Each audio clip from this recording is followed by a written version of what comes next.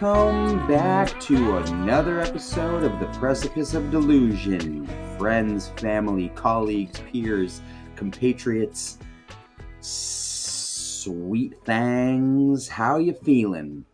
The summer is in full swing. It is another beautiful Monday out here in Brooklyn.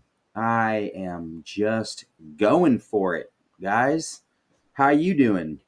Where are you listening to this from? You in your car? You on your commute to work? You at the gym? You on your lunch break? Just tuning in like a nice child? Well, thank you for wherever you are. I love you so much. And I wish we could interact right now. I wish you could talk back to me. Say something. How you doing? You doing good? That's good to hear. Awesome. Awesome. See, we are interacting, right? Wow. What a thing podcasting is, huh? Interesting. You know, sometimes I wonder about myself when I just sit here and talk to myself and try to kind of start these monologues for these intros. It's an interesting thing to do with myself in this little studio of mine, but it's the job that's got to get done. Guys, I have a really special guest on today. I discovered in the episode that this man was actually the catalyst for me to become an actor. He was my first introduction to acting through acting, and his name is Brian Sutherland. He is an actor who has been doing it. He's from the Pacific Northwest region. I met him before I lived in New York when I was living in Seattle. He was acting on a commercial. We talk about it on the episode, but I met him. He was an actor on a commercial that I was PAing for, and I barged into his trailer and asked him how he did it, and he was kind enough to totally take me under his wing and kind of give me all the insight I was looking for. And we became friends thereafter. I became an actor thereafter. We went on to do like 3 or 4 projects together. The first acting projects I ever did were with him. We got to be like punk rock musicians in this movie that was directed by Matthew Lillard called Fat Kid Rules the World, which is actually a really good movie. We had a really good time on that. That was my first ever experience in my life. One of these days, I'll tell you guys about my audition story for that, where I almost got into a fight with Matthew Lillard as part of the audition, apparently, that I wasn't aware of. But it got me the job, and that was, my first project that I ever did professionally. And Brian was on that. He was in the band with me. And we spent a couple weeks working with the cast and Matt and, the production. And it was just a really cool experience. And then we went on to go do a couple other projects together, like the Z Nation show on Sci-Fi and 21 and Over. And he's been acting for a long time. And he has a really interesting approach to doing it. It's unlike anybody else I have ever known. He really kind of just like breaks all the rules, and I love him so much for it. He has a very interesting approach to his own acting that obviously shifts for every single role that he dives into, but I respect him a lot. I really admire him. I actually just got done doing one of his classes, and he was my coach. We did this online class, and I couldn't suggest it more to anybody who's an actor out there. It was really cool. It was online, which I was a little reluctant to do, but he found a way somehow to make it so inventive and cool and fun and fresh. And man, I really, really enjoyed it. It really got me engaged in like areas that I hadn't been engaged in acting wise for a long time. That was super fun. I will share all of the links to his info at the bottom of these show notes. so that you can go check that out. But yeah, I implore anybody who's interested in acting or has been acting to take his class. It was great. But yeah, Brian is a very cool guy, has been doing a ton of work, kind of never stops working, even at this time right now where it's like a very slow period for the industry. He's everywhere. He has agents like all over the country, probably even internationally. He just works. And he's an asset to every job he gets on. He like doesn't have really like a brand or a type. You literally, like, if you follow him on social media, he's playing like a different character every other day. It's like a cowboy one day, and then like a fucking like geeky like insurance salesman the next day, and then like an abusive husband that's like murdering his wife the next day. It's just like, whoa, dude, you are versatile, my friend. But that's Brian for you. He's a really great guy, has a really special heart, and yeah, has just been kind of there from the beginning with me. And I discovered that in this episode, and he really has been somebody who kind of got it all started with me. We have this old audition tape that maybe I'll share on my Patreon page. That is, it was like a Jesse James movie, and he played Jesse James in it. And I auditioned for like one of his henchmen or something like that. And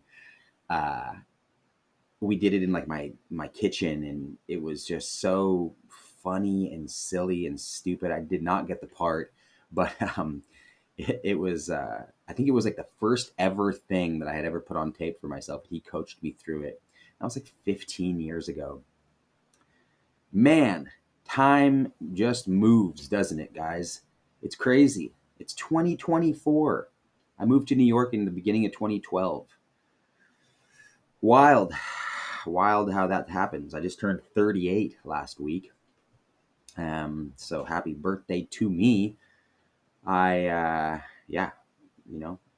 Closing in on my 40s, which is kind of wild. Feel pretty good about it though, I always want to be doing more. I always want to be feeling like I have more things accomplished in my life, and like I'm, farther along, but I am where I am, and I'm very grateful for that. Lots of things happening in my life these days, guys, and I'm so glad that you're here with me. So many of you have been chiming in and communicating with me and sending me messages and writing little comments and stuff on stuff. And I always appreciate that. I do my best to get back to every single one of you.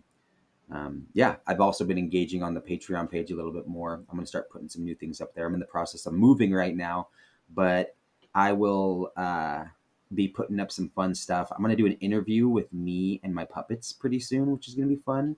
So it'll kind of be like a podcast with me, about me, and the interviewers are going to be my puppets.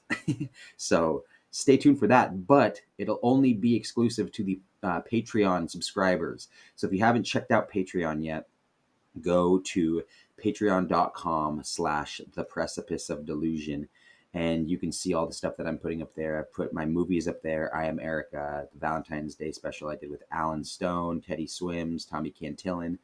I have some exclusive podcasts up there. I have just other stuff that I'm putting up there regularly, and you can have access to all that stuff for a very low cost to you, and it'll really help me build out this podcast and keep this thing moving. I appreciate all your love and support. I am very grateful to each and every one of you who are listening and chiming in. This is a really special episode to me, and I hope it resonates with you because it makes me happy. So without further ado, let's get into it, guys. This is me and my good pal, Brian Sutherland.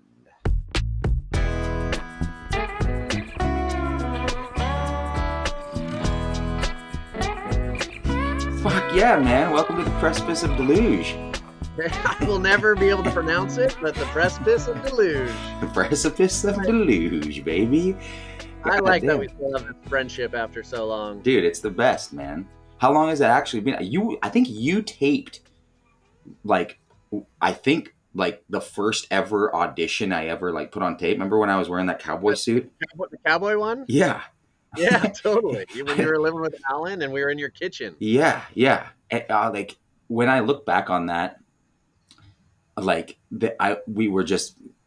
It's so funny because we were breaking every single rule of like the etiquette of auditioning, Yeah, so to speak. yeah, Right?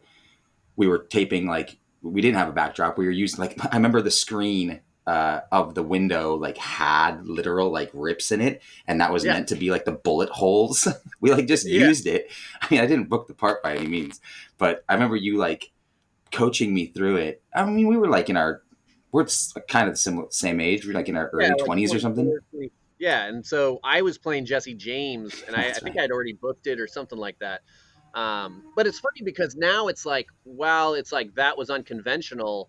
Now doing that, people would be like, "Oh, whoa, so creative," and Yeah, now totally. it's like going outside back to that amateur hour is kind of the cool creativeness that you want to, you know. For sure, man, for sure. I've said it a lot of times where I have really kind of like leaned into the etiquette of being an actor in a professional sense, and I really do think that it has hindered me in like all of the ways Yeah, at like trying to like commercialize my art form, trying to like mix art with commerce, trying to like figure out like the right way to do it in order to book the job. And when I think back on the early times, because dude, like honest, truly, I think you were the only person that I knew um, who was an actor when I decided that I wanted to become an actor. And I actually remember, let's take it back even farther. I was PAing because I thought that would be kind of like a cool entry point for me. And you were on a commercial. You were acting in a commercial. I think it was like the was that Washington the State Washington Lottery. Lottery? Yeah, Yeah, yeah, yeah. And you were like a knight in like all the full gear, and it was like raining out in like Sammamish or wherever the fuck yeah, we were, like super cold in the middle of the winter. They had like sprinkler systems coming down on us, and I was just like out there like prepping food or whatever the fuck I was doing. And I remember like coming to you came like into the my trailer. yeah. Like you just came, you like knocked. I was like, "Who the fuck are you?" And you're like, "How do you do it? Tell me what you do." And I was like, "All right." It's like the Yeah. first time I met you. It was like, I didn't have another reference point for like how to do that at the time. yeah, And in retrospect, like huge no. Like don't do that. That's like but not that's how cool. you get through it. You go against the no nos, and you're like, "Fuck it," you know. Totally, man. I mean, I didn't know any better. Like I Yeah, truly had no understanding of what to do. It was yeah, my first time like being interested actually in anything. Like I was like, wow, this is like something that I really feel interested by and I'm gravitating towards. And it's so interesting because I actually didn't even think about this before we started this conversation that like you really were the like first person that was acting that I like came in contact with that like not only became a friend but like just like it was like actually you were actually the first person that I was like, oh, that's an actor, what does that look like? And yeah. fortunately like you were open enough to me to be like, well, let me let you know, my friend. And you totally brought me in and You get didn't the say tip. like, hey, fuck boy, like get out of my trailer, like this is Yeah, not professional. You yeah, totally just like brought me in. You're like, I mean, what do you want to know, dude? Like I'm just yeah, fucking, what do you ask? And yeah, I can't imagine I had anything good to ask, but like because I didn't know anything. But that moment was really crucial for me in my journey to essentially decide that this was what I was going to do with my life. And yeah, then, a friendship was fostered and we started just kind of hanging out. And yeah. Well, and then eventually, we booked Fat Kid. We oh, booked that's Fat Kid, right. and then we had band rehearsal. We That's realized that we right. actually lived like 4 blocks from each other. Oh, wow. Yeah, we lived 4 blocks from each other, and so I started coming to your place, and then we both booked Fat Kid Rules the World from Matthew Lillard, and then we were in band rehearsal, so we had like weeks of like being in a band together. Yeah, It was, dude. I just kind of led. I forgot, saw you dude. on social It all media. seems so long ago. Yeah, It seems like a whole nother lifetime ago at this point. But it was like it was the impetus for everything for me. I mean, you were just like on your path of acting. Like you were just booking jobs and doing your thing. But for me, that was all happening really fast. And all of a sudden I was like, doing this indie film where we're playing in a shitty punk rock band down in some like cellar in Capitol Hill with yeah. like Matt Under a O'Leary and fucking yeah, like just like under a Bank of America. And yeah, and I didn't know how like kind of famous like Jacob and Matt were. I thought Matt was man. a homeless guy, and I was like, oh, he's just Me a method too. actor. That was weird, man. That was my introduction to that too. Honestly, Yeah, you kind of were as well to a certain degree because we won't just talk about the history of like how this all happened, but then we went on to go do. It was so funny, man, because you and me were like booking all of the same things. Like we were yeah, like, I mean, it's kind of a small community of like of actors and films that are happening in like the Pacific Northwest area, and we booked the Z Nation, dude, zombie, yeah. the Z Nation show, and Same episode, which is nuts. yeah, the same episode, and we like drove out there together. And Yeah, I hope I'm not out of turn telling this, or I hope I don't have. If I have the wrong memory of this story, you can correct me. But I remember, dude, like you were like a religious cult leader. Like you're like the guest star of the show, and I'm one of your like little minion followers yeah, who's like we're essentially supposed to go into this safe haven in the show and sacrifice ourselves to bring the second coming. yeah. And like essentially we are the second coming as zombies. Like we want to just take the whole world out, become zombies, and let the world like overturn by zombies and then like start over again. That's what Jesus wanted. That's what Jesus wanted. And you were so in it in such a I never experienced that before. And I remember driving up to Spokane or over to Spokane with you. This is like a 5-hour drive, and we're like hanging out, and you're like reading passages from the Bible and giving me all these like passages, and I'm just like, I mean, because my approach has always been a spiritual approach to acting, as far as, I mean, spiritual in whatever world I believe, but it's like, as long as I just always wanted to fully commit. And yeah, so I was like, as somebody who is pretending to be a priest and really believe this and going against everything Christianity stands for, what's the worst thing I could possibly do as a priest? yeah, So I remember we like showed up to Spokane, and I took like 6 shots of tequila and went and got baptized drunk. yeah, And I dude. was We like, were we're like gonna walking through the church, like right across the street from our hotel. Oh yeah, and I You were was like, like drinking the holy water, and yeah, you're dude. like, I remember you being like, "What the fuck are you doing?" And I was like, and like TV Guide gave me like top 10 worst haircuts on TV, and then No, there was a BTS of Z Nation, and I remember like Carl Schaefer and what the main dude was like, yeah, we didn't know about that dude. He was like blasting evangelical church music out of his trailer, oh and my like god, dude. Tom Everett Scott was like, they were like terrified of me, It and for was me, it's insane. Dude, it was like, insane. I remember going that night because like we got there like a night before we started shooting, and we went to like the local Red Robin, and we were just yeah, having dinner, and like some of our co-stars came to like eat with us, I think, and we were meeting them, and you were still like very much kind of like like in the spirit of this character and kind of like yeah, ordering weird, asking like the server if she like wanted, like to be saved or something like yeah, that. And I was like, and again, dude, like I don't know any better. There's no conversation at this point, fucking 15 years ago about like method acting and all this other yeah, things and like how we feel about it and like articles written in fucking, trendy magazines. It's like, it's just you being you doing your thing. yeah, And for better or for worse, I was just like like young impressionable actor, like didn't really know what to do or how to like interact with you. And I remember the moment we were finishing, we were wrapping up, paying our bill at the restaurant, and you were like, we got to go back to the hotel, and I got to go knock on the door. I got to show them. I got to ask them if they're like willing to follow our way, like follow whatever it was that you were saying. You were like, we got to go like wake them up and like and ask them where their heads are at. And I yeah, was like, dude, like I started feeling kind of uncomfortable. I was like, I don't think, dude, like, come on, man, like we got to do, and you like just wouldn't let up. And so I was like, I remember having the wherewithal to be like, I gotta get into character to try to like get him to like change course. So I like, it was almost like an acting exercise that you were demanding out of me, that I was Yeah. like, okay, I am now like, I was like, whatever your name was in the episode, I started like calling you by your name. And I remember being like, trying to be like a voice of reason for like how tomorrow is the day that we need to like spread the word and like get our like message out, because like tonight we must sleep, we need like our rest because we have so much to do, and we have, and like we, it was whatever, like the context is different, but like I remember trying my best to be like, all right, let's see if this tactic works, and it did.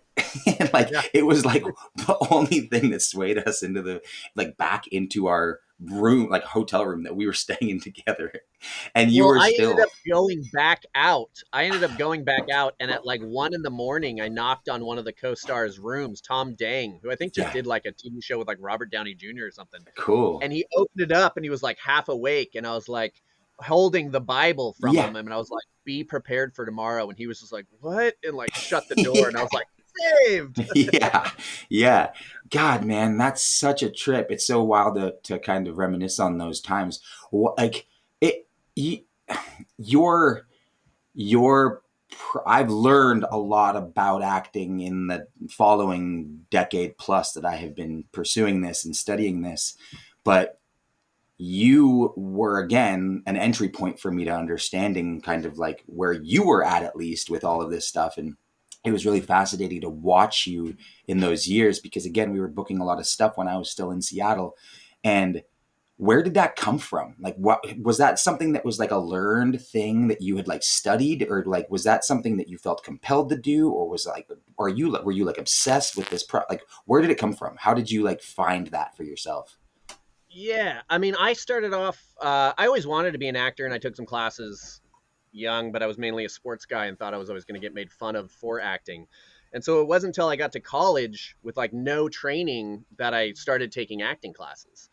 And I found myself like scaring people. I found like a lot of Hmm. actors were like, dude, you're so intense. And I just was like you said, my very first audition, I brought a real gun to Oh the audition. God, dude. And so, It's like so such a fucking problem. back, and I was like, I was 18, and back in the day, you audition for theater by doing a contrasting monologues. You do a comedic and a dramatic. And I remember I didn't know what a monologue was, but I was like, whatever, I had to. So I did my comedic one, and then I jumped up on the stool and I pointed a gun at the director and started doing a dramatic one, and he just tackled me and was like, "Get the fuck out of the Oh room!" my What? And I God. started crying, and I was like, "I don't know, it's not loaded." And so I left, and then I came back 2 days later. I was just in this depression, and they put the sign up sheet of 500 actors trying to get into this class that took 15 people. And I walked in, everyone looked at me, and they're like, "You got in." And I was like, "Oh my god!" And so and the class Whoa. was called Presence and Resistance at the U of O with John Schmore. And I remember he's like, he got everybody in the class, and then everyone left. He's like, "Brian, I need you to stay." And he's like, "I know you're shocked that you're in this class." He goes, "I just wanted to know, if somebody's that batshit crazy to do that, what else are they capable of?" Mm, So I kind of always had these mentors that allowed me. They didn't, like you said, like they didn't push me away. They hmm. go, "Hey, Embraced don't it. do that. Don't bring a gun." And I was Yeah. like, "Okay, no guns." But Uh, but they they don't they lose that. gave me a safe place to take my creative energy and put it there. And so as I started pushing the envelope on doing what brought me joy, I started to see that, well, 20% of the people hated me for it. 80% of the Mm, people couldn't get enough. hmm. So I ended up booking like Hurly Burly, a play that's amazing about drug addicts. And Yeah. I like walked in, and I didn't do cocaine, but I was snorting flour and getting bloody noses during the show. And people were Yeah. like, "Stop." And I was like, "Never." And then I Yeah. did a play where I was supposed to play the devil, and he had these monologues, and he would come out, and the script just said, comes out in a red suit and does a devil monologue. But I'm like, if I'm the devil, what else can I do to shock the audience? And so I bought this 4 foot dildo, strap on dildo, and I came out and just took a drink of like a pint of whiskey with this giant strap on dildo, butt naked, and did the whole Yes. scene. And at the end, the director threw me against the wall, and she was crying, and she was like, "You've ruined my show." And then everybody came out. We got a standing ovation, and the show got extended for 3 more weeks Dude. because of what I did. And then they kicked me out of the U of O. The Really? dean came up, the same teacher who let me into the class. They didn't kick me out, but he said, "Hey, I don't think this is the place for you. Why don't you go up to Seattle and go to Cornish?" And that's what led me to Seattle. And then I was in Cornish for 3 days, and I dropped out, going, "This isn't the That's place for right. me." And then I found a school that was really about, it was all Meisner, and it was just like a place to experiment and play. So I've always enjoyed the Daniel Day-Lewis's, the Marlon Brandos, the Ben Hmm. Foster, who had this like, I always have one foot out the door in reality, so it's not like I go like crazy. It's just, for me, if it's not real, it wasn't fun. And I got challenged with these characters that were just out of control crazy. So I Yeah. wanted to experience it. Dude, I feel very similar in my approach. And I wonder if it came from you. Because again, you were my first introduction to any of this stuff. And I'm very impressionable. Like it takes, if I'm writing a script and I like send it to somebody and they give me notes, I'm like, everything has to change now. I'm changing everything. I'm like, I'm applying every single note they just gave me. Like I'm like so impressionable with stuff. I'm having to learn how to like have boundaries with that stuff. But I think Yeah. certainly in the early days, Yeah. because dude, I like moved out to New York and was like, first of all, I was, like 24 with a bunch of 18-year-old kids who were graduating from high school, who were like the lead in their like Ohio repertoire Oklahoma show, and Yeah. like they thought they were the shit and they wanted to be famous. And I was like coming to this acting school with credits and as an actual like film actor and whatever it was that I was at that time. But dude, I like went all in myself and felt very like I'm going to go as fucking far as I can possibly go, like getting naked and doing things that, would be probably listed as inappropriate now and like Yeah. not okay. Yeah. Kind of probably why they need intimacy coordinators on sets and shit. But like, I wonder now that like we're talking, like, because I don't know, before I got into acting, like I guess I was kind of like a kind of wild crazy kid, but I definitely think you were probably the first like mentors in a way who I saw that was doing the work, who was like, dude, like you can go for it and you Yeah. should. And because I saw you succeeding, I was like, well, that's the way. That's Yeah. how you do this stuff. And man, I just like I never put those connections together. And I wonder too sometimes, because I hear you saying like, if it's not real for me, like it almost doesn't make sense. And I feel that way myself to a certain degree of like a lot of times it doesn't make sense as an Yeah. actor, right? Like you're chasing authenticity, you're chasing like presence and like being in tune with like um living truthfully in under imaginary circumstances. Yeah. You're chasing like to actually live and exist in that space completely truthfully. Yeah. But sometimes it doesn't happen. No. And I am not a great technical actor, I don't think. I think you've been doing it a lot longer, so you might have some say in here. But like for me, I get super like in my head and crazy if I'm not totally connected to something. Like I can't do it. If I have to like use my toolbox to come out and like manufacture a performance, I'm like, I might as well just fucking walk out the door right now. Like I'm Me too. done. Yeah. How do I've you I've combat caused that? I've caused some controversy, especially for pickup shots, Hmm. where I was doing a movie and I think I had a certain type of facial hair and they wanted to bring me back to do promo and I said no. And I was like, the character's dead. He's gone. And I refused to come back and do press for it because I wouldn't, they wanted me to come in character. And for me, it's very much, I've been on set and it sounds woo woo, but it's my style where I've meditated not knowing the character until I felt the energy come. But then as soon, I always have kind of like an emblem or a locket to break, if especially heavy dramas of something, that breaks me out of the character and then they're gone. And I obviously it's acting and it's imaginary and I could bring it back if I wanted to, but I'm not going to fake something and give justice to a character that left me months ago. So for me, it's the same way. I'd say now, doing this 20 years later, instead of saying living truthfully through imaginary circumstances, obviously that's what we're going for. But as long as it can be personal now. As long as it's personal, it doesn't need to be truthful. Does that make sense? Totally, for sure. So obviously, nothing's so truthful about being a zombie in the second coming of the apocalypse or whatever. Right. But if it's personal to me, there's a little fluctuation on whether it's truthful or not, as Yeah. long as I'm having fun and understanding it. Yeah. And if it's But not personal, then why am I doing it? but you must still disconnect from that presence sometimes in Yeah. performances, especially like, you have sometimes you just like, it's not the take, it's not the, moment on stage. It's not like, it's not happening, and you're disconnected and you're in your head. Like, do you have workarounds for that kind of stuff? Or like, how do you get yourself back into it when you're like having those struggle times, if that is your process? Because I know a lot of other actors who are like great at indicating, right? They can like indicate their whole way through a performance, like nothing was real to them. They just literally just like did it, and they're great at it. They're fucking crying, they're screaming, they're having fucking this epic thing. It's just like, then they finish and they're just like, yeah, no, I guess that was cool. Yeah. Like, Jesus Christ, really? You didn't fucking, you're not still in that?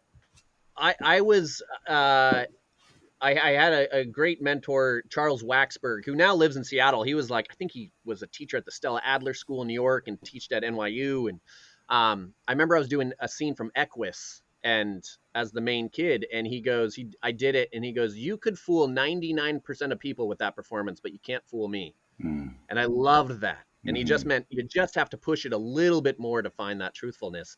And, the irony of it is that sometimes you just do the take. Sometimes you do the take and you go, you get what you get. And sometimes people come back and go, that was the best one. Like I've performed with like, pneumonia and not giving a shit. And they're like, that's when you were totally relaxed. So it also comes down to doing all the training and then letting go and not worrying about what's at the door, as like you would say at Meisner, like all your emotional preparation, you got to get in the room and just connect. So when I find myself in my head, I like to, I always say in class, like listening with the hairs on the back of your neck. Get out of your own head and really listen to that person and let it affect you. Yeah. Also actions. So if I'm doing a scene and I don't know where to go with it, I'll look around the room and be like, all right, what can I do with this coffee cup? And can I open it up and clean the inside while I'm doing the lines? So I'm more concentrated on the coffee cup than what I'm saying. Yeah. But also allowing the audience to read into it. And that's what I've been doing for a couple of months, is that I never thought as an actor, it was always like me, or my scene partner. But doing clown and studying clown work around the world, I realized it's all about the audience and that the audience is smarter than we give them credit for. Yeah. So for instance, if I'm talking to you and I pick off a piece of lint, even though I'm just doing it mechanically, the audience is going to read into that like, he's not interested. Oh, he's having an affair. Oh, he's lying, because we always naturally are storytellers. So any action I do on screen, the audience is going to read into that. Yeah. So sometimes if I'm not feeling it, I'll give them a bullshit action, and then I'll have people go, oh my God, you were riveting in that. God, that way you picked your nose in that moment was just brilliant. Yeah. Yeah. You're like, but cool. Especially Meisner training, we pick up on every little scene. Yeah. Every little thing. Like you were just biting your nail like that. You weren't thinking about it, but I'm like, oh, is Julian nervous? Yeah. Yes. I'm nervous to talk to you. I'm terrified, dude. So wow. That's why I love training. I mean, I'm a teacher now, which is fantastic. And I've been training actors all around the world, but I am, just this week, I took 4 different acting classes. Wow. So I'm constantly in classes, just trying to be pushed and also trying to feel vulnerable and also trying to fuck up and make mistakes. It's amazing, man. Like I really admire what you do and how you do it. And especially now, I wish I would have opened this whole entire, I mean, we got there, but I wish I would have like come to it on my own, that you kind of like were the catalyst for my interest in acting, which is like, I didn't connect until I like got on this call with you, which is awesome. Really cool, man. So first and foremost, thank you, man. Thank you for doing that for me. It really, and I mean that, genuinely, because I don't know where else to kind of like say it came from besides having like had you in that space in the beginning.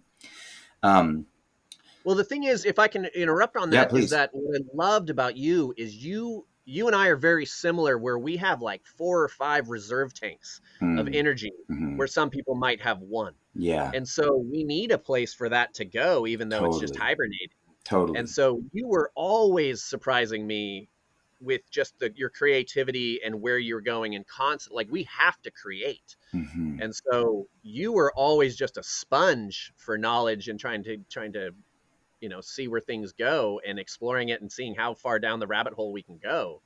So I Yeah. love that about you. Yeah, thanks, man. I still feel that way, and I still am constantly in pursuit of expanse and like growth and understanding like how far I can kind of push myself creatively to understand myself a little bit more, because I do feel a lot of times like uh, the catharsis of creation in art is kind of like the process in which I have to learn about myself. Like, I don't really know how to learn about who I am by just like by doing anything else in the world. If I'm not doing art, if I'm not like in pursuit of the craft of whatever that creative art form is, I don't know that I'm really learning about myself. And so there's this like desperate need for me to continue, because I forever feel strangely inadequate, with like even the farther that I get. And it's really kind of the impetus for this whole entire show, right? Which is the precipice of delusion. Like, I feel more often than not like I'm delusional to think that I should keep like moving forward with this thing. Like, nothing's happening. I am I'm like not getting calls. The phone's not blowing up. I'm not like on set right now. I don't have a project that I'm like putting my energy into. I'm not writing right now. And I'll just be like, well, then what am I if I don't Yeah. have that thing? And it really wears on me in a really big way, because it makes me realize, like, is all of my self-worth wrapped up in this? And the answer is yes. And I'm trying to like change that to like put my value in other places, because I don't think it's sustainable for me, at least, and I can't project that onto you or anybody else. But for me, because like we do have those reserve tanks, and I am like, it's a blessing and a curse, because like once I'm exhausted, I'm like, I'm ready for 9 more fucking runs of like doing it all over again and like putting energy. And so it's just like I never feel like I have done enough. I never Yeah. feel like I am like fully finished with whatever that thing is that I'm trying to attack or attempt to accomplish. Even when there's like a material like end point, and like an actual like the object of the accomplishment is there. Like, I'll finish it and I'll be like, I don't feel like I'm finished yet. Now this thing has set the bar for the next thing that comes hereafter. And it's like maybe a mental health problem, like more than anything. But it's kind of like why I wanted to start this, to talk to my friends and my peers and people that are artists about like how they navigate this space with themselves, like what they do, what they put in place for themselves to sustain their energy levels throughout this. Like, we're getting into our 40s, here. And it's like, then, and people do this, into all their life. And so like, what do we need to do to like cultivate that energy in a way where we can like distribute it appropriately to our efforts creatively, but also like everything else that makes us kind of who we are. Because if I'm only identifying as Julian, the actor and the filmmaker, the creative, then like when I'm not those things, I'm a complete empty vessel. And I have been that for a long time. and it sucks.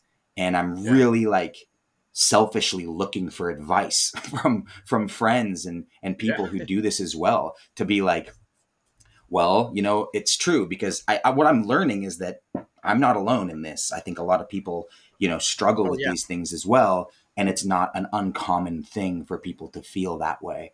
Um, like ultimately, I'm fine, but I'm really trying to like separate myself, or like just kind of like become a little bit more whole in my life, whereby my self-worth isn't only in this, but also just in being Julian. Because when I think about like you and me, yes, our career, or like our relationship, was founded on acting and doing these things.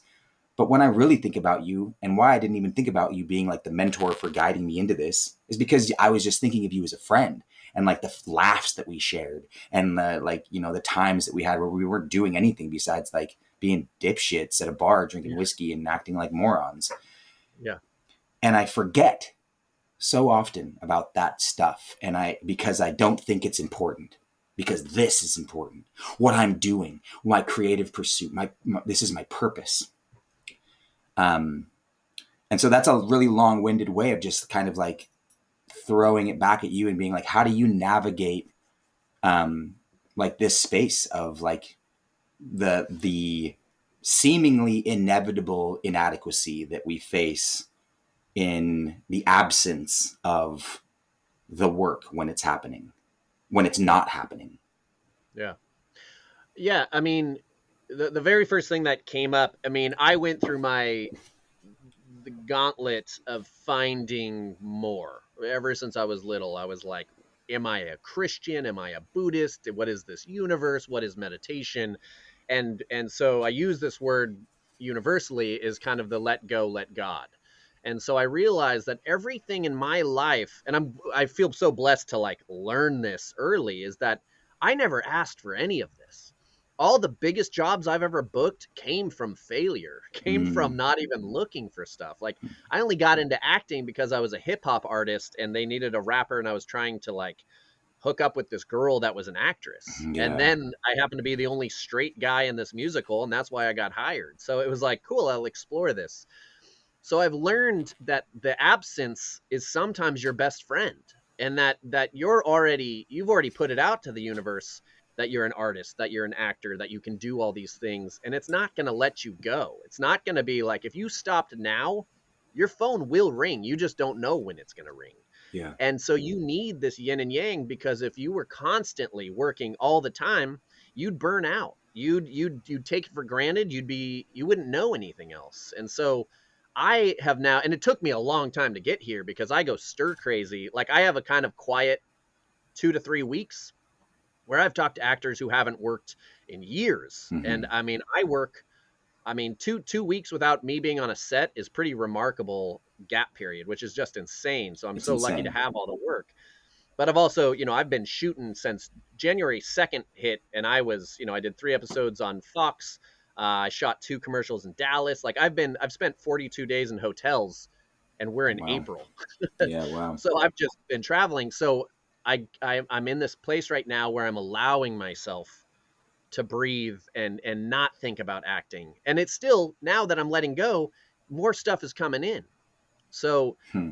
I was lucky to, when I got into this, my mom, like she bought me books from Oprah's best-selling club that was, Mm. and my mom's like your biggest fan. My mom loves you. I love your mom, dude. And She's so she's sweet. always like just a powerhouse of positivity going, if you want to be an actor, the very first thing she just showed up with a pen and pad was like, write your Academy Award winning speech. Do it. Yeah.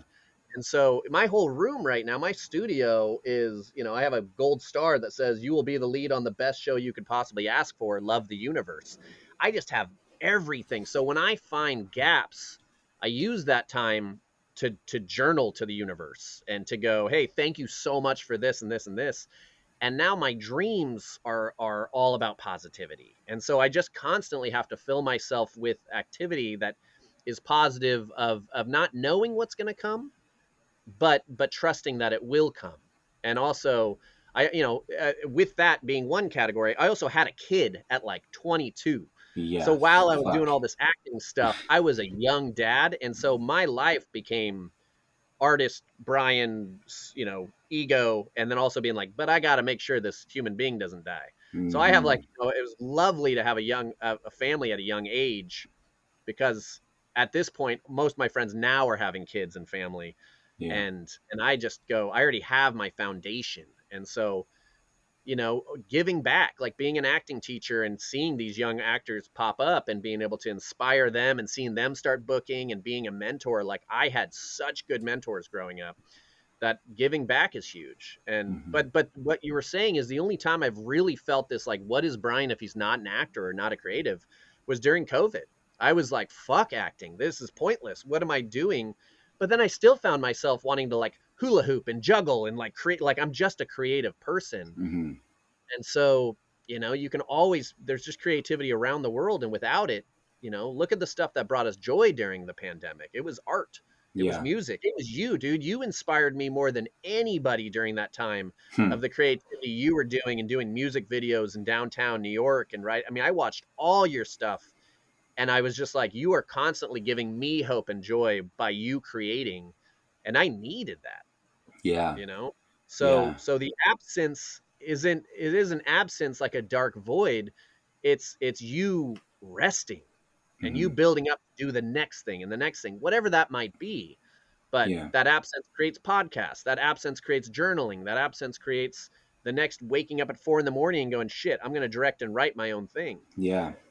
It is very strange, man, how it kind of, because like you don't, what is, you don't, you don't have like a barometer for like when you're ready for the next thing. It kind of like just like these things just kind of like come at you. And for me, like I don't know, man, like my acting career is not like what yours is like right now. You've talked to me about having like, like you got reps all over the country, like you're everywhere and all over the place all at once kind of thing, like, and you're constantly working. Like it's rare because right now, like in an industry town like New York, there's nothing happening. It's like dead. like Yeah. there's stuff happening, but the majority of my peers who are pretty high level actors aren't even like getting auditions. Some of their agencies are shutting down. Bad stuff is happening post strike, post pandemic. And so, to hear you talking about like how busy you are, it's like, wow, man, it's a testament to you and your like your career and your drive. And like, it's also kind of like, you don't have the absence of this happening right now to like have to sit in the discomfort of what do I do when it's not happening. But even when you do, I wonder if like, having a kid young was like a big contributor to you being like, well, I don't have time to fucking sit around and just be like, what am I gonna do? Like, you got a fucking kid to take care of, Yeah. Like Yeah. it's like ultimately it's a privilege to sit around and think like, what can I do? Like what a fucking, how fortunate am I to like be able to just sit and wallow in the fact that like I don't have an acting job right now. It's just like shut the fuck But up, Julian. if I lived by myself, if I was like in New York as an artist and I came home to an empty house, I think I'd be a totally different person. I don't know if I'd be healthy. I don't know if I could, because I am constantly, like I spend a lot of time in hotels, and after like 4 or 5 days in a hotel, I get hella lonely. Even Yeah. though if I know I'm going on set tomorrow and working with big names or doing something like that, I'm like, what do I need that. I need that, that companionship. I'm an extrovert, so I need the energy of others. Yeah. Yeah. It's really tough, man. And I find that, yes, I'm grateful that I like continue to find areas to put my energy into. It feels honest and real of me, not like, oh my God, I need to fucking do something. It's just like, I just genuinely want to be investing my time and energy into things that fill my cup. And Yeah. so like, I find those things, but just like as an actor specifically, I find myself really kind of getting down on myself a lot based on what I have or haven't done yet. Hmm. And I think, like whether you're a musician or you're a painter or you're in the medium of acting, um, on stage or in front of the camera, it's such a bummer because it's really like you are a product of what you have done, right? Yeah. It's not like, Especially in our society. right, oh, you're an actor, what have I seen you in, right? Yeah. Like, yeah, like, well, first of all, like, I could tell you what I've been in, but that would be like such a lame conversation for me to even just like have with you right now. Do you really want to Yeah. like, can we talk about something different, maybe more interesting for me? But also, it's just like, there's a lot of people out there that don't have anything, that have never Yeah. done anything. Does that mean that they're not actors? Like, I don't know. That's why so many people have struggled to even be like, I can't say that I'm an actor, but they've been studying acting for 10 years and they're like, well, I haven't been in anything yet. And it's just like, oh, fuck, dude. Like, what other industries are you like, well, I'm in the medical field now. I'm a fucking surgeon, but I'm like, I haven't really operated on anybody fucking like of importance yet. So like, I Yeah. guess like I'm not a Yeah. surgeon. So I was like, fuck. Yeah. Um, and so because of that narrative and that conditioned belief that like society has over artists, um, it's really hard to separate yourself from the belief as well. And so, when you realize that you are also like a metric in like the eyes of your agents or your managers or the industry as a whole, and it's just like, well, yeah, you're not, like, you haven't been on this show, that show, you haven't worked with these people, you don't have enough like guest starring credits or series regular credits to like really set your name apart. So like realistically, like, dude, I've been in New York for 12 years and I have done probably like 15 network television shows out here and like some relatively decent sized roles as well, and done some cool stuff with some cool people. And like somehow I have these like conversations with my reps and they're just like, hey, just practice patience, like nobody cares about you right now, like in such a way of saying it, like it's just like Yeah. like you're not anybody. And it's not even them saying it that like hurts my feelings. It's like I already know that because I've been Yeah. doing this long enough. And it sucks because I start to believe that. I start to Yeah. believe like, oh, I'm like not very valuable in this marketplace because I haven't done this, I haven't done that. So then I'm like, well, how do I get that? Yeah. And it's like it's not in my control. Like I Yeah. don't get to decide how that happens unless I start making my own movies and start making my own projects, which you're also trying to do. But it's all like easier said than done. And so as you're trying to navigate this career, you're just like, fuck, man, like, can't I just get a fucking win? And then you Yeah. like kind of take a step back and you're like, dude, do you think you're unique in like in wanting that? Everybody Yeah. wants the same thing. Everybody wants a win, no matter what field they're in. Of course, dude, like this is the bed you made. You're a fucking actor. You're an artist. Like, deal with it. This is like Yeah. you knew this was going to be hard, And I think because it was so like quote unquote easy for me right when I started in Yeah. Seattle, You booked I like just booked, crazy, dude. dude. You Like just like booked I every was big like movie that came to town. I was a PA in your dressing room like 1 month, and the next month I was like on a set with you. We were doing stuff Yeah. as that, and you were like, "What the sweet, dude! Like, good Yeah. job."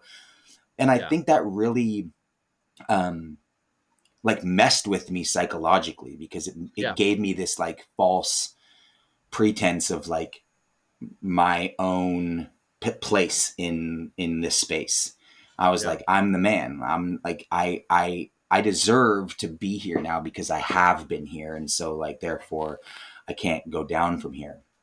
And um, And then you it's went to New York City, which is, a for beast in sure, it. man. And you just said too, you're like, if I was like in New York City, like coming home to myself and having to deal with that, like it would be a different experience for you. Yeah. Um, Yeah. you set yourself up in a different way where I was kind of just like, I'm throwing myself all in and I better fucking make it to the fucking peak of the fucking mountaintop. Yeah. And that expectation has really like put way too much pressure on me and has Yeah. really like made me sad in like the reality that I am not that person. Yeah. Well, and it's, so I at a young age, right when I started teaching, I got picked up by a company that was kind of a mashup between Nickelodeon and Disney Stars in LA. Mm.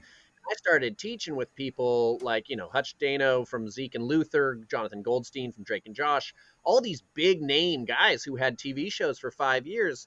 And they just kept going, man, whatever it is you're doing, I want some of that. And I was Hmm. like a small town kid from Seattle and Portland Yeah. being like, yeah, I'm working all the time. But like, I wanted to be a big fish in a small pond. So everywhere you looked, you saw me, thinking that that would then spiral into other city markets. And it kind of did.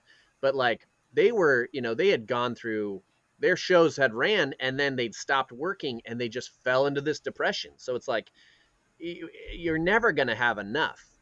Hmm. And so my advice is kind of from this therapy point of going, one thing, I always come back to clown because clown shaped my entire universe in a way that, yes, it's acting, yes, it's performing, but it's also a way of life, of realizing as human beings we fail all the time, and the essence of comedy is failure. And so noticing when you make these mistakes and kind of laughing at it brings you this universal joy, but also finding these things that we hide in the shadow, like our regrets or our addiction or what we want to be, and shining light on it and going, don't judge it. Just like if you have a relationship with your mom that is really troubling, can you just observe it? And can you shine love on it? And can you go, I'm Julian right now. I'm feeling like inadequate. I'm feeling like this. Can you just observe that without judging it and kind of like a Care Bear, just try to love it Yeah. and make it so it's not so big and it's not so scary and it doesn't have this weight to become a nut like a fucking Frankenstein of you. And observing it and looking at that, and I started doing that with everything in my body. I started looking at it with relationship issues and with addiction and going, what if I took this thing that I'm so scared of, the ego of Brian, and taking it on stage and doing a clown show of like, hey, I'm Brian, and Hmm. trying to like embody the monster that I've given of my ego. And now when I think about my ego or my little monkey brain starts spinning, I just laugh at it because I was Yeah. like, what a fucking buffoon. And I love Hmm. it. I love these parts of me that are considered inadequate or ugly or something like that. I use them in my performances. And when they come, I just love them. And it's easier said than done, but Right. anybody can sit and go, I feel like I'm not pretty enough. And looking at that and just going, what if you just observed it and you just loved it for a little bit of time, a little bit Yeah. each day? Yeah. It's gonna just start taking off the mask that it is, and you're gonna realize that there might be something beautiful in the things that we hate about ourselves. Is it safe to assume that that was like learned behavior for you, or like learned things that you picked up over time because you didn't always feel that way, and you Oh, had to kind of go through the feelings of being ugly and feeling inadequate and feeling depressed yeah. about wherever you were? And also, like, on top of that, do you feel like having reached a point of success now has given you this like new level of confidence, or is it just like something different than like the work itself that you've been able to attain? Yeah, I mean, I'm always taking like, clown classes, and some clown teachers can be so brutal and they go, it's like find the part of your body or part of your personality that you hate and show it to us. So I had to take game after game in classes to strip off these layers and then go, "Oh my god, people are laughing at it and it's giving them so much joy." So it took, a lot of classes, and the success is like, so many of these podcasts and interviews I do, or people around me, they go, what's the next thing? What's the next thing? And I'm like, man, if I could teach as much as I'm teaching and I can act as much as obviously more money, bigger house, that'd be nice. But Mm-hmm. I'm the only one working in my family. Like my wife gets to stay at home with our kids because it's like I'm finally to a point that I'm making enough to support them. It's awesome, But I'm man. always looking for, I would love to be on a sitcom. I would love to be more of a household name, Mm-hmm. but that's also going to come with its other, you know, things Yeah, that totally. come with that fame. And so I'm always shocked when I run into somebody and they're like, "Oh shit, you're Brian Sutherland." I was like, "How the hell do you know me? Like I'm nobody." Mm-hmm. But I'm just working and word spreads, and I think just keeping that positivity is really helpful. But it was not. I wasn't born with it. I mean, I've Yeah. gone through so many different things, and there's also times where I beat the crap out of myself. But For I also what? laugh at it. I'm trained to laugh at my own ability to be like, why is he working? You see another actor book a job, and I'm like, I didn't get that audition. Yeah. Do you still And have some of that stuff with yourself? yeah, Like, yeah, yeah. yeah. I mean, of It's course, not it's all. like It's you're not just always gone. no, no, but there's a buffer now, I would say. There's a buffer between me instantly going into my brain and going, why is this not happening to me? And me going, all right, you're about to do this. You know it's pointless. Let's just sit back and wait. Because honestly, like even with Z Nation, I was up for the role of Murphy, and we Mm-hmm. went and got callbacks, and I was cried myself to sleep on the couch Mm-hmm. when I didn't get it. But then Yeah. like 2 weeks later, I booked the priest role, and the scene I auditioned for was with Murphy. And when Keith Mm-hmm. booked it, I was like, Keith's perfect as Murphy. Yeah. So like anytime something didn't go my way, when I looked at the circumstances, I wasn't ever gonna get it. And I wouldn't Yeah. even book myself for it. I was like, you're way better for it. Yeah. So I just kind of got to the point after thousands and thousands of failures to go, what if I just let go? We already have the hustle, we have the back, energy. Yeah. So just trust that you're putting stuff out constantly into the air, going, this is what I want, and allowing it to come. It's easier said than done, but Yeah, man. And I mean, like, what I'm hearing from you is that, like, you have become really solid at managing your own expectations, yeah, right? Because I think for a lot of us, we expect to be awesome, and we expect that, like, the work that we're putting in, breaking our backs, crying ourselves to sleep, like doing all these things, like putting, like, the emotional pull from doing this kind of work is so taxing.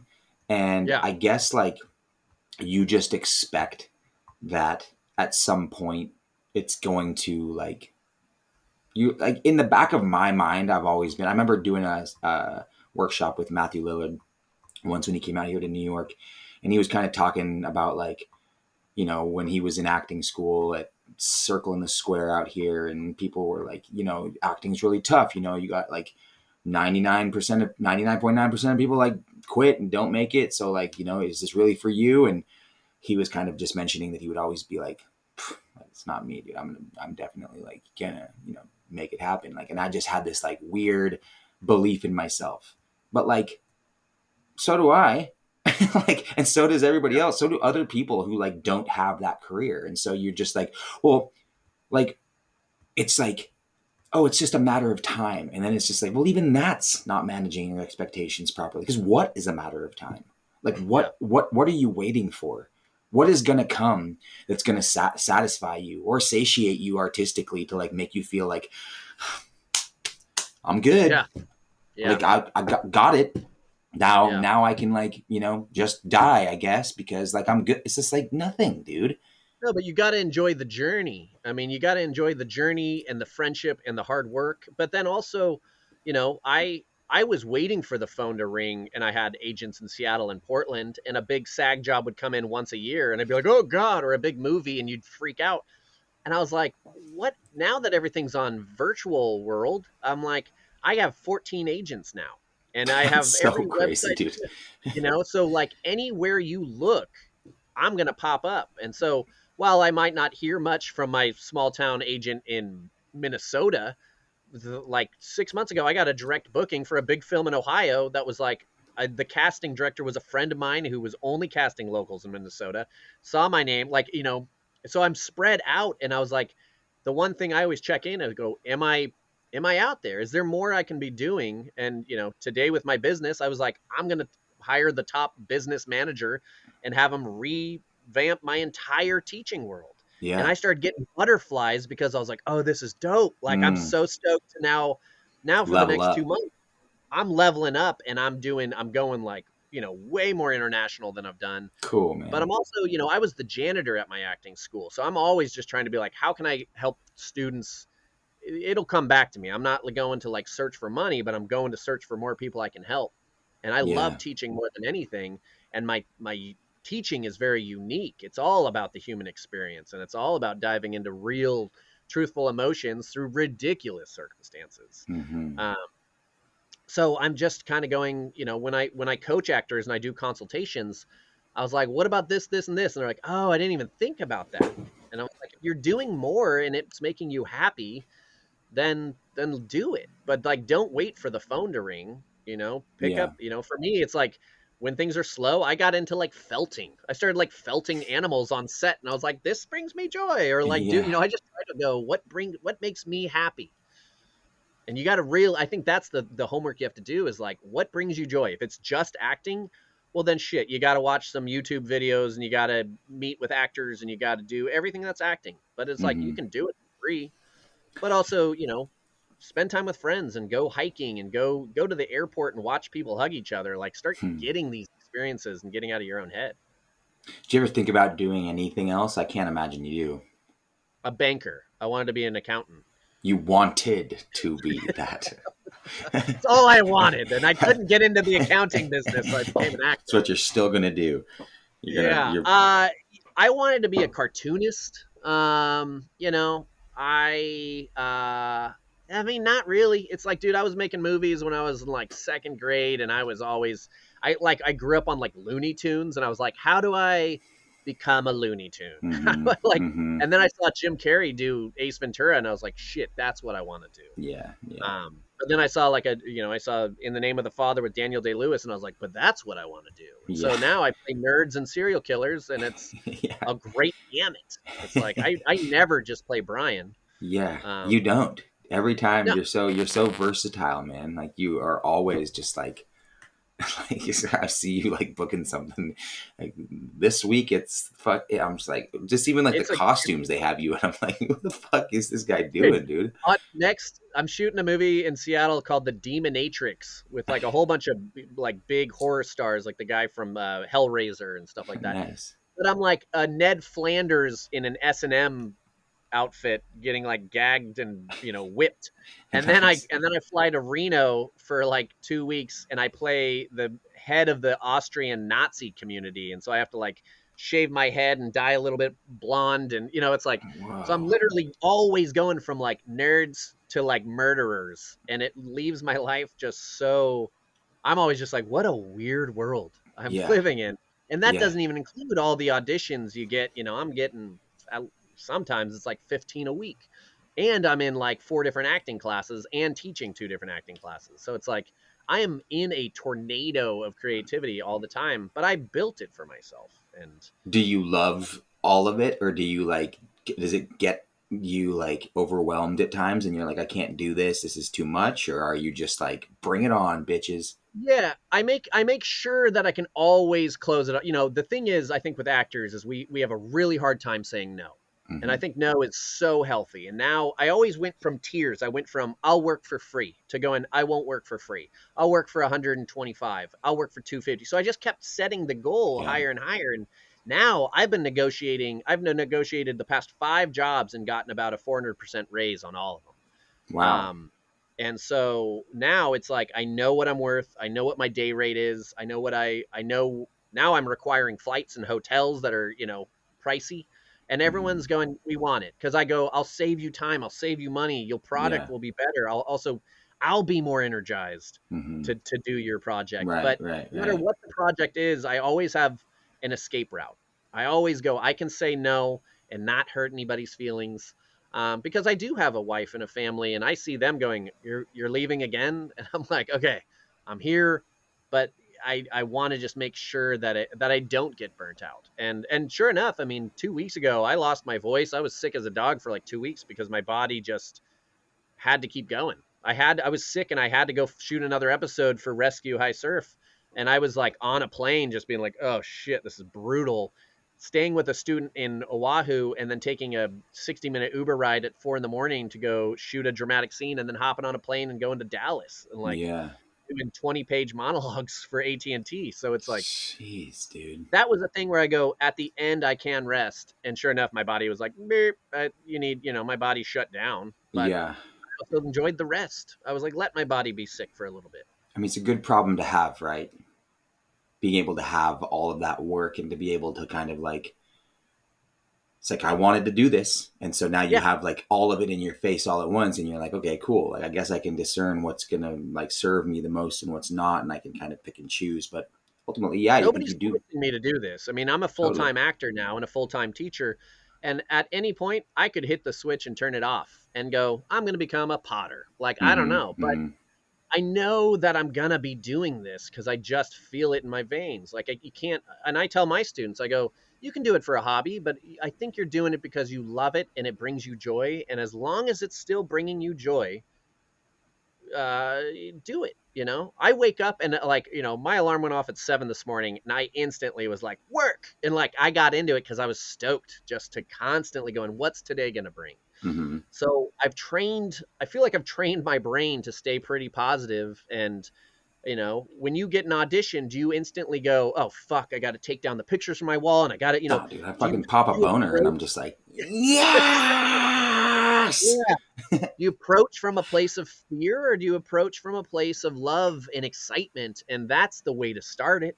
And Yeah. so every audition, I'm constantly, there's like 7 projects right now that I audition for that I still wake up every day and go, I booked it. And I picture myself on that set. Like when I booked Rescue High Surf, I pictured myself signing the contract. I pictured myself on the beach. Mm-hmm. Sure enough, 3 weeks later, I'm signing the contract at the airport and I'm doing these things. So it doesn't always come in. There's moments of lull. I get screwed over. I miss, there's highs and lows.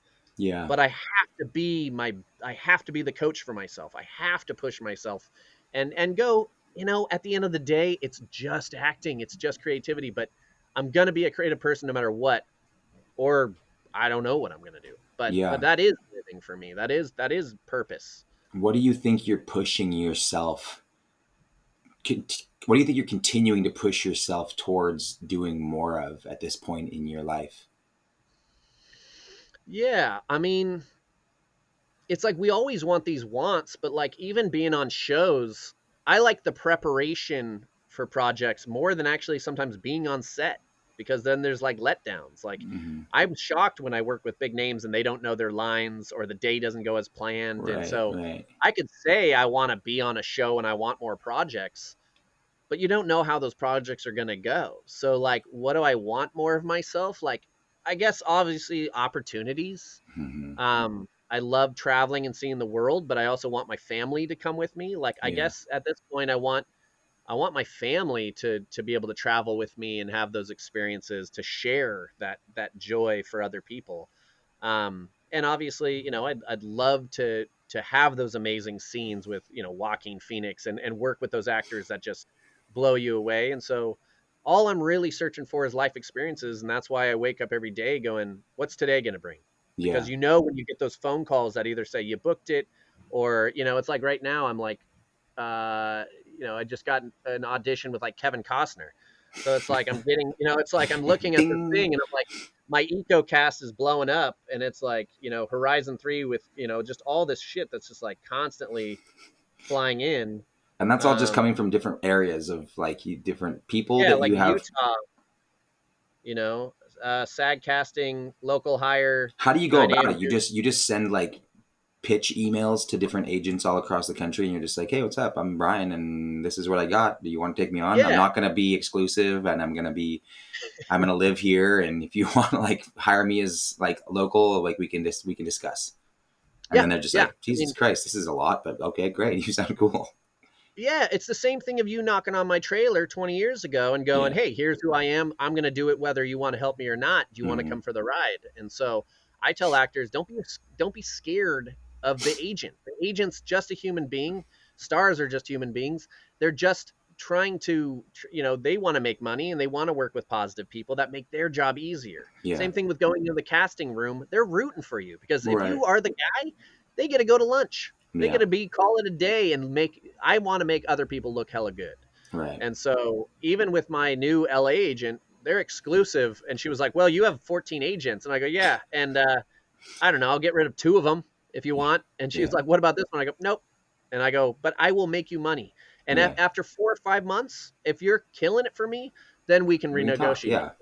Yeah, but I don't know you from scratch. You don't know me. Let's see how we work together before I start cutting all these ties. Yeah. But I sent you that entertainment package that I made for myself. So now nobody's doing that. So while I attach a headshot and a resume and a demo reel, like 99% of all actors, I also include a 3-page pitch package that shows me as going, this is the stuff I've done. I know my stuff.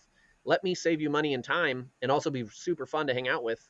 Mm-hmm. because I'm a business. And that's the thing they don't teach you in schools is like, they're like, here's how to act and play zip, zap, zop. And I'm like, I also need you to know that you're your own brand. Right. So you got You're to love the smart, brand. man. Yeah. I mean, it's very smart, man. It's inspiring because, I talk to you and I'm just like, I think I'm like, you know, extremely motivated and like, and like productive in my efforts. But then I'm like, I don't do it that way. Maybe I should Yeah, but try I'm it that way. shocked by like because I see you all around the when you were traveling with Alan, like when Yeah, seeing you on stage for and the sure. stuff that you're creating, like For sure. We you just are do. an inspiration. Yeah, man. Thanks, dude. I mean, we just do. We're just different people who have different Yeah, circumstances and are just trying to like do our best to, find our place in all of this. And yeah, I'm s- I'm fairly certain that you are going to just continue leveling up in your career and in your personal life and in like all of the areas that you choose to, because it's just so clear to me that you are somebody that like just it like has a really healthy approach to doing all of this at the first place and is continuing to like learn how to be more healthy with it. um your like tenacity and fortitude through all of the fucking mud of this bullshit like doesn't seem to get in your way at all, because you've dealt with it for long enough to where it's just like it's just part of the deal now, and you yeah, see it, you recognize it, and you almost like appreciate it. I say that sometimes, like, you got to like appreciate the process and kind of respect it, because it's inevitable. And I don't know if I'm like actually honest when I say that. I just like know that I'm supposed to. But you seem like somebody who really has gotten to that place, and maybe I'm like several years behind you in that journey. But I'm like very, very excited for you, man, and like inspired by the work that you're continuing to do. Like your energy to you tried to get me to like, and I still want to do some clown stuff with you. You're like, dude, that's like, it sounds so silly, obviously, like on the front end, but then you like really dive in, and I can't even imagine how like illuminating that work must be. Um, yeah. and I It, do, man. I want to spend more time with you. I think you're just like it's amazing to me that I just learned that you were the inspiration for me to like kind of step into this world. And you've always been that guy in my life. Like I've always kind of looked up to you as a mentor, so to speak, and kind of been like, what would Brian do? How is Brian doing this? And all of the times that I got the opportunity to work with you before I moved out here, those were like the most um, like incredible times of this experience for me. I feel like I've been working to get back to that place ever since I've been here. And maybe that says something about what I'm doing here. But I'm spending time trying to like dissect that and understand where that comes from so that I can align myself better and be more like my friends and more like the people who are kind of going through the same things. But dude, I'm just like, I'm very proud of you, man. I'm like very proud of the work that you're doing and like the person that you've become, and the fact that we've been able to sustain a 15-year yeah, friendship. I can't imagine it's going anywhere. And no, I am certain, dude, that your like body of work is only going to continue to get further and further along before it's just like, yeah, Brian's fucking household name. I won't be able to get you on a podcast anymore. And maybe I'll get the exclusive deal because I'm fucking your bud. yeah, But man. but Well, I like I sometimes I'm like, sometimes I feel like I'm a little worried about some of my friends because I'm like, especially in the artist space, I'm like, yeah, it's like the friends you go watch their concerts of, and you're just like, I'm just here to support because they actually suck. Like, I'm not worried about you at all, man. Like, I feel like you are well on your way. You have been on your way. You already have arrived, whether you know it or not. And yeah, dude, I just appreciate you for fucking being somebody in my life, man. It's been really cool to know you and to spend time with you and share space with you. Thank It's, you, man. I mean, I feel the exact same, and and doing this is it's wonderful to talk about because it's like how often do you get a platform to talk about it, and even while you're saying stuff, going, you gotta be your best friend, and you gotta surround yourself with positive people like you, and the advice I would give is just set tiers for yourself. What are you willing to do and what are you willing not to do? How do you take space for yourself? Every year, like last year, I made a manifestation board, and at the end of the year I looked and I had pretty much done 90% of the stuff my intentions were set for. So yeah. I'm a big manifestation board person. But it's funny because I have my manifestation board right here, and while I was talking about it, it just fell to the ground and just crumbled. And I was like, Wow. "Oh, interesting." And I was like, "Is that like?" I look at it Yeah. going, "Oh, that's a sign." Like, Yeah. Is it a good sign? Is it a bad sign? But I'm just always like, "Why did it fall?" So I'm Mm, always just looking at this thing as going, just let go and mm-hmm. trust that there's more than just your own Totally. self. Like it's like you just trust that if it's gonna happen, it's gonna happen, but you don't know on what schedule and what time. So just try to stay busy and be positive and take classes and inspire yourself, because there's nothing better. I remember when I was 5 years into my Meisner program, him going, "Hey, this is gonna end." And when you're 20 years down the line, you're going to look back at these classes as some of the best moments of your life, Yeah. not Totally. knowing anything, not seeing the light at the end of the tunnel. Right. Now I'm so far past the light at the end of the tunnel, I can't even see where I began. And so Mm-hmm. that's why I constantly take classes, even though, I've got 20 years of experience as an acting teacher. I love having a teacher go, "Brian, you're full of shit. You suck." And I'm Yeah. like, "Thank you. I needed that." Yeah. So Yeah. just opening up the creativity is so fun. And now for actors and artists in general, like you can take anything online. I'm studying with the best teachers in the world right now for pretty cheap, Mm-hmm. and not having to go to NYU Conservatory and spend $50,000. Not like Right. there's anything wrong with that, Right. but Right. I have a class on Friday with Kim Gillingham. That's a meditation class, a dream therapy for actors. And it's like 50, $60 to study with somebody that like Bradley Cooper is like the best acting teacher on the planet. So Wow.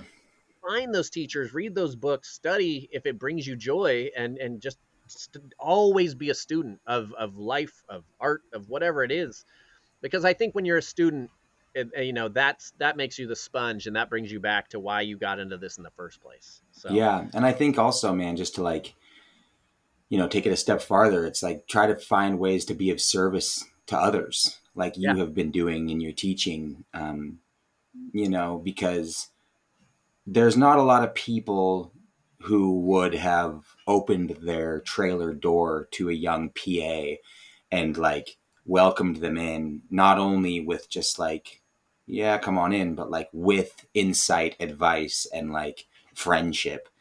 yeah, And so it I was speaks, excited.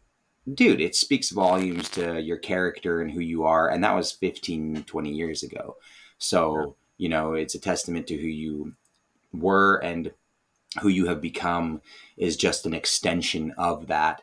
And I think, this podcast is essentially an effort to be of service to other people as well, to show people that we're not alone in like feeling scared or insecure or inadequate or fucking like, uncertain of whatever the hell might be happening or not happening. yeah. We all Well, we go don't talk about it, and it's all our for whole sure. society is all about success and what's next, and it's okay to go, "I don't know what the fuck I'm doing, and I Yeah. don't know where I'm going, and is that okay?" And finding a community. So I appreciate you putting this out there. Yeah, man. Yeah.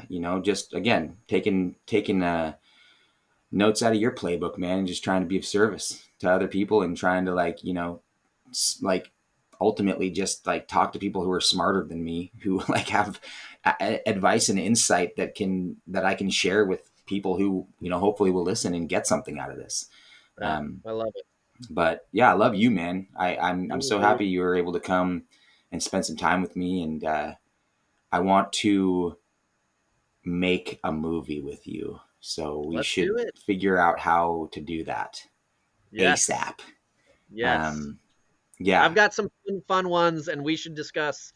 And just it's not hard. Let's just put it up on the manifestation it's board. really not, man. That's the thing. Like, that's what I'm learning is that, yes, it is very hard, but it's not as hard as we make it seem. No, It no, really just takes like okay, let's do it.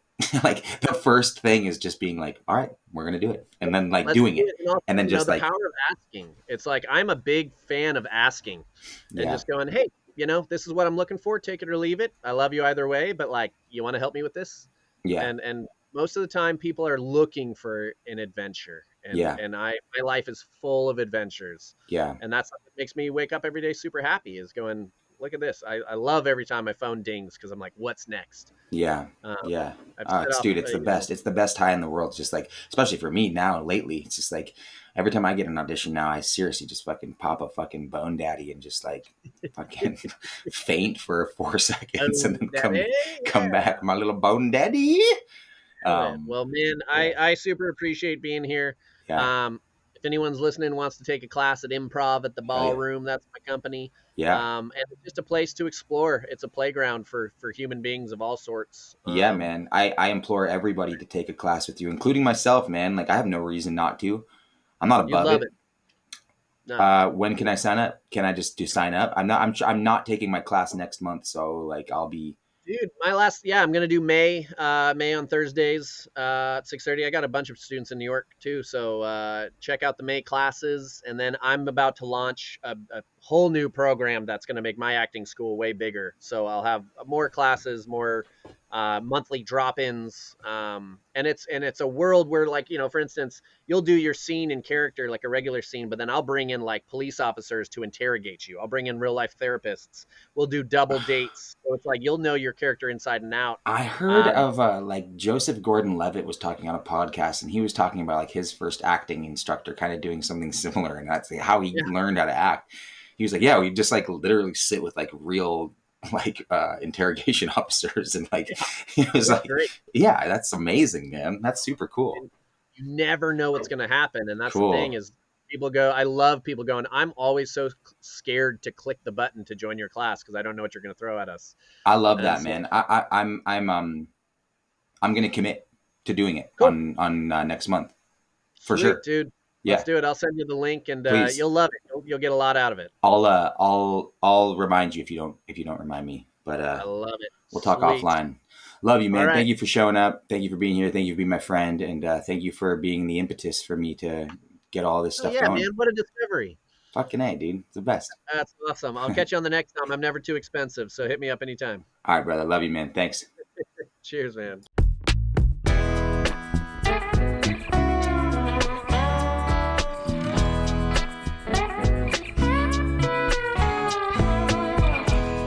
How about it, guys? How about that? That was Brian Sutherland.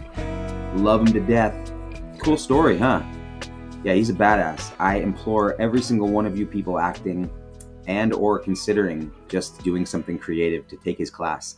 It is very cool. I recorded this podcast a little bit ago and actually did his class while since it's come out, and so I can say with full certainty that it was an incredible class, and yeah, I would suggest everybody going in. Highly recommended. Guys, stick with me for a second. Make sure that you are liking, subscribing, following, reviewing, commenting, sharing, doing all those things. Follow me on Instagram at the Precipice of Delusion. Yep, that's right. The podcast, Precipice of Delusion. Yeah, the Precipice of Delusion. Or just go to Julian Gavilanis. If you're not already following me, make sure that you subscribe to the YouTube channel as well. Share it. Write a review for me. Go on Spotify or Apple Music or wherever you listen to the podcast, and yeah, hit that follow button. It helps, I promise. And if you're feeling real randy, go check out my Patreon page. That's where I'm going to be able to like really support this thing and really keep it moving. We have a bunch of really wonderful Patreon subscribers currently who I'm so grateful to, and I am hoping a bunch of you guys can jump on board. It's at patreon.com/the precipice of delusion. It'll really help me continue on my journey of creating these podcasts and keeping myself staying, you know, busy with all these projects that I'm trying to do. It a little bit goes a long way. It's $5 a month, and you're making a humongous help to the growth of all things creative for me, Julian Gavilanis. Anyways, yeah, I love you guys so much. I'm gonna shout out everybody that's been a part of my Patreon, so y'all know that I love ya. Melissa Kennedy, what's up, girl? Scotty Scribs, baby, come on, hell yeah. Stacy Walker, love you. Joe Chamas, Jeremy Church, Mo Nowlin, Stephanie Travers, what's up, girl? Come on down. Laura Jower, Yaga, Mom, oh my God, Mommy. Heather Schroeder, let's Zoom soon, baby. Griffin Phillips, love you, babe. Carter Adams, hell yeah, dude.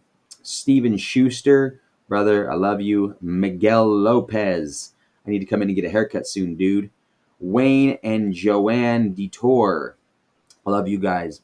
Boomer Berry, thank you, brother. Dan Olson, love you. And Perry Burton, thanks for being here, y'all. I love you so much. Let's get those numbers doubled and then tripled and then quadrupled. Help me. I need the help. Love you guys so much. Thank you for tuning in every single week. As always, I am here to chat if you want to hit me up. That's it for now. Until next week, y'all. Peace be with you, and do something kind for yourself this week. Why don't you? All right? Big love, y'all.